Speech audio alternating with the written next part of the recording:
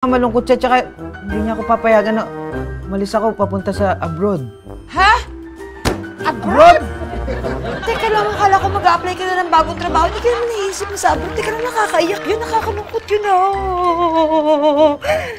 But then again, syempre, kung dollars yung kita mo dyan, okay din yun, malaki din yun. Dapat masaya ako. Hindi na nakakalungkot masyado yun, no? O di ba, May? Okay lang sa akin.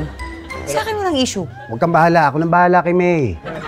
Ha? Hindi, as a friend, saka sa mga anak mo. Kaso nga lang, sa Beirut ako madedestino. Beirut! Teka lang, di ba magulo dun? Oh. Hindi naman, parang sakto lang. Mild lang. Hindi, ako, mas mag-aalala ako sa'yo kung nandito ka sa Pilipinas. Kesa naghihintay ka ng mga delivery mo, tapos wala naman, walang kita. Di ba? Kaya huwag ka matakot sa gera doon. Pero parang negative naman yung pag-a-apply ko kasi.